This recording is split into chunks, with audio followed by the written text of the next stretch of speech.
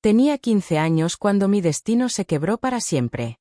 Era una noche de tormenta en Bamberg, el viento golpeaba las ventanas como si quisiera arrancarlas de sus marcos. El trueno hacía temblar las paredes de madera de nuestra casa, y, en medio de aquel estruendo, alguien golpeó la puerta. Mi padre abrió, y allí estaba él, el pastor Caldwell. La lluvia corría por su sombrero y su abrigo oscuro. Parecía una figura sacada de las páginas del Antiguo Testamento, con la tormenta rugiendo detrás de él como si lo acompañara. Entró sin titubear, con esa mirada que atravesaba el alma. Dijo que llevaba semanas orando, que Dios se le había aparecido en sueños, y en esa visión había visto mi rostro. Según él, el Señor me había elegido para un propósito divino, un pacto sagrado. Vi la reacción de mis padres, los ojos de mi madre brillaban de orgullo, y las manos de mi padre temblaban como si estuviera presenciando un milagro. Ellos lo creyeron todo. Lo aceptaron como si la voz del pastor fuera la voz de Dios mismo. Entonces me tomó de la mano, la apretó con fuerza, y declaró frente a todos: Celestine será mi esposa espiritual. Yo apenas podía respirar. No entendía del todo qué significaban esas palabras, pero el frío que me recorrió la espalda me dijo lo suficiente. Mis padres, entre lágrimas de alegría, me entregaban sin saberlo a un destino del que nunca podría escapar. No sabía que esa puerta abierta al pastor era en realidad el cierre de mi propia libertad. ¿Qué sucede cuando tu propia familia se convierte en carcelera de tu destino? Después de aquella noche, la casa dejó de ser un hogar. El aire se volvió pesado, como si cada rincón estuviera lleno de un silencio impuesto. Mis padres ya no me miraban como a su hija, sino como a una reliquia sagrada que debía ser venerada. Mi madre sonreía con orgullo cada vez que yo abría la Biblia. Mi padre enderezaba la espalda cuando entraba en la sala, como si en lugar de Celestine, viera a una enviada de Dios. Pero yo no me sentía bendecida. Me sentía atrapada. Caldwell comenzó a visitarme en mi cuarto, siempre con la misma excusa: oremos juntos, hija del Señor. Se sentaba cerca, tomaba mis manos, recitaba versículos torcidos para justificar lo que en realidad era control. Sus palabras caían sobre mí como piedras suaves, pero cada una construía un muro más alto a mi alrededor. Yo guardaba silencio, porque ¿cómo confesarle a tu madre que el hombre que ella cree santo es la sombra que te roba el aliento?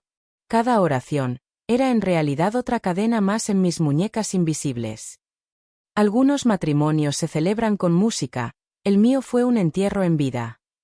El día llegó sin flores, sin campanas, sin sonrisas auténticas. En una sala pequeña, escondida en la parte trasera de la iglesia, se llevó a cabo la ceremonia. No había vestidos brillantes ni música, solo las voces graves de unos pocos diáconos que murmuraban pasajes bíblicos. Mi madre lloraba de emoción, mi padre asentía con orgullo, convencidos de que estaban presenciando un milagro. Caldwell alzó la voz, declaró nuestro pacto espiritual, y con esas palabras selló mi condena. Yo llevaba un vestido blanco sencillo, cosido por las manos de mi madre, mientras por dentro sentía que lo que vestía no era un símbolo de pureza, sino un sudario. Entonces ocurrió el giro más cruel. Rebecca, la esposa real, se acercó.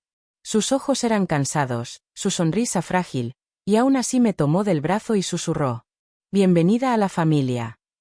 Ese instante me destruyó. Yo esperaba su rechazo, su ira, cualquier señal de oposición. Pero lo que recibí fue aceptación. La esposa legítima había decidido legitimar también la mentira. Ese día entendí que la jaula no solo tenía barrotes, también guardianes. Un hijo debería ser un milagro, pero en mi vientre crecían pruebas del pecado disfrazado de fe. El primer embarazo me cayó encima como un trueno silencioso. Cuando Samuel nació, todos en el pueblo lo llamaron bendición. Las mujeres llegaban con regalos tejidos, los hombres inclinaban la cabeza con respeto, y Caldwell, desde el púlpito, proclamaba que aquel niño era la prueba viviente de un pacto divino. Yo, en cambio, lo sostenía en brazos con una sonrisa rota. Lo amaba, pero no podía evitar ver en su rostro la marca de mi encierro. Samuel no era fruto de un milagro, era la evidencia de mi condena. El segundo hijo, David, llegó antes de que pudiera siquiera recuperar fuerzas. Tenía apenas 19 años y ya era madre de 2. Para el pueblo, aquello confirmaba la santidad del pastor. Para mí, era el peso insoportable de 2 cadenas que me ataban aún más a él. Las noches eran un infierno. Mientras mis hijos dormían, Caldwell seguía entrando en mi cuarto bajo la excusa de la oración. Cada visita era otra herida, otra mentira disfrazada de fe. Cuando Samuel y David dormían en su cuna, yo solo veía 2 pequeños prisioneros más. En cada historia de terror, siempre existe alguien que observa en silencio. En la iglesia había una mujer que todos parecían olvidar, Dorothy May. Anciana, encorvada por los años, con manos endurecidas de limpiar bancos y pulir pisos. Pasaba inadvertida, como un mueble más, como parte del olor a cera y a piedra húmeda. Pero sus ojos lo habían visto todo. Una tarde, mientras doblaba túnicas en el sótano, se acercó despacio. Me habló con voz ronca, como hojas secas arrastradas por el viento. «No eres la primera», susurró. El aire se me cortó. Dorothy May siguió hablando, apenas moviendo los labios. Me reveló nombres, 5 chicas antes que yo. Todas elegidas, todas desaparecidas o expulsadas del pueblo. Una, dijo, nunca volvió a escribir a su madre. Otra, enviada lejos, borrada de la memoria. Y luego pronunció el nombre que me heló la sangre, Sarah Ellen. Una niña rubia, dulce, que murió en el parto a los 18 años. Muerta mientras todos lo llamaban bendición. Me quedé inmóvil, con el corazón golpeando como un tambor. Ya no era especial, no era elegida. Yo era solo la siguiente en una larga lista de sacrificios. El nombre de Sarah Ellen comenzó a perseguirme como un fantasma que exigía justicia. A veces, la verdad no grita, se esconde en un cajón. Un día, mientras el pastor estaba fuera, me ordenó limpiar su despacho. El aire allí siempre olía a madera encerada y a humedad antigua. Sus libros se alineaban como soldados, su Biblia reposaba abierta sobre el escritorio de roble. Era su trono, el lugar desde donde controlaba vidas enteras. Mientras quitaba el polvo, mis manos temblaron al encontrar un cajón cerrado con llave. Sobre un platillo de bronce vi una pequeña llave ornamentada, y la tentación me venció. La giré, y el clic del cerrojo sonó como un trueno en la habitación silenciosa. Dentro había un cuaderno de cuero negro, gastado en las esquinas. Lo abrí con el corazón acelerado. En la primera página, un título escrito con caligrafía fría, Los siervos especiales del Señor. Debajo, una lista. Nombres. Fechas. Destinos anotados como si fueran mercancía. Marianne Peters, trasladada a Georgia. Elizabeth Collier, enviada a Tennessee. Sarah Ellen Foster, perdida en el parto. Voluntad del Señor. Seguí pasando páginas hasta encontrar el mío. Celestine Brooks, espíritu dócil, muy prometedora. Padres devotos y cooperativos. No era un milagro. Era un plan meticuloso. Junto al cuaderno, su Biblia mostraba versículos subrayados y, en los márgenes, notas escritas con precisión.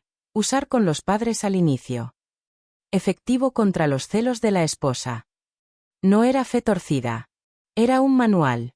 Un guión calculado para quebrar almas. En ese libro no solo estaba mi nombre, estaba mi condena escrita de antemano. 2 prisioneras en la misma celda, tarde o temprano encuentran la forma de hablar sin palabras.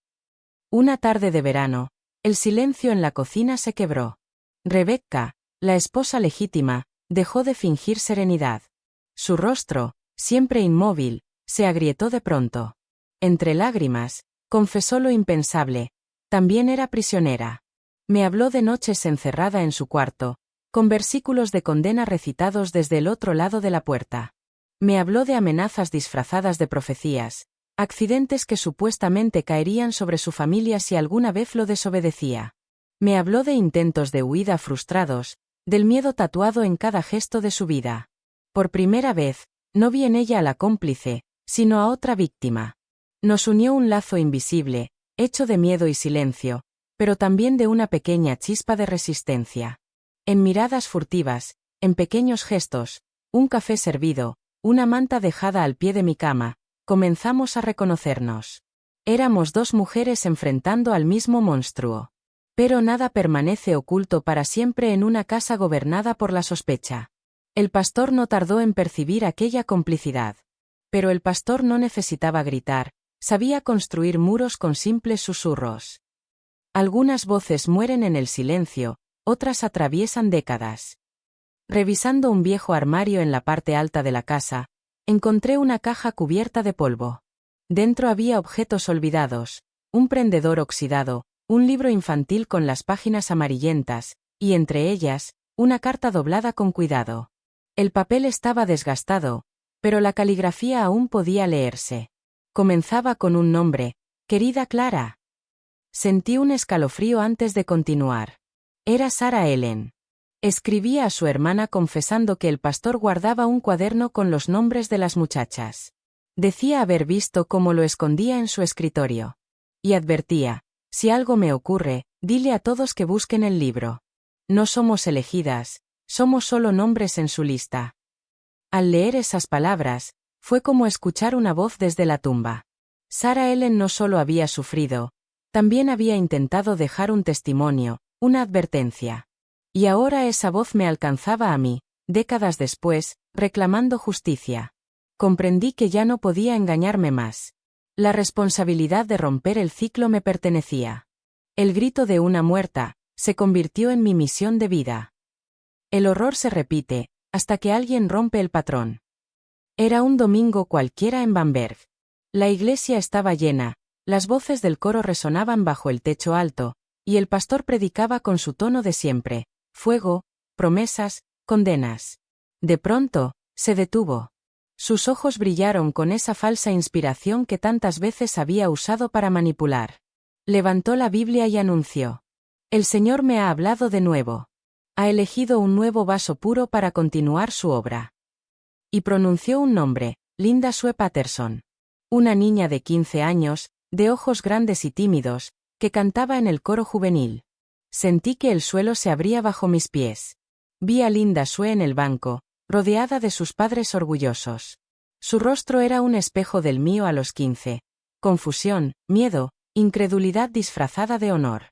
El ciclo estaba a punto de repetirse, otra vida a punto de ser devorada. En ese instante, algo en mí ardió con más fuerza que el miedo. Comprendí que ya no podía esperar señales, ni seguir rezando por un milagro. O escapaba ahora, o condenaba a otra niña a vivir mi infierno. No podía salvar a Sarah Ellen, pero podía salvar a Linda Sue. La noche puede ser una cárcel, o una salida.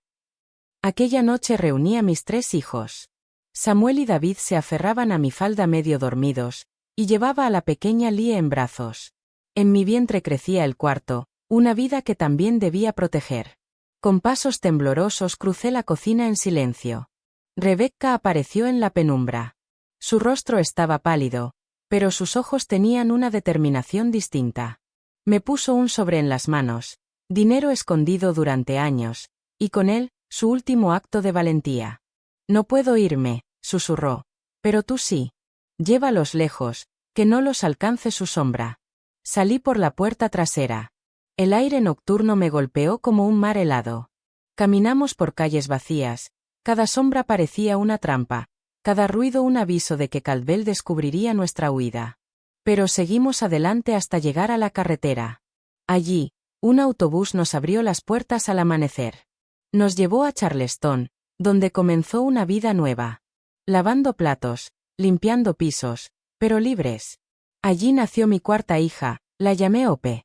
Por primera vez, sostuve un bebé sin miedo. Años después supe la verdad. El pueblo habló, las pruebas salieron a la luz, y Caldwell fue juzgado. Murió en prisión, olvidado. Hoy, a mis 81 años, miro atrás y sé que la fe real no exige dolor, exige verdad. Porque los depredadores más peligrosos, siempre se visten con la máscara de la fe.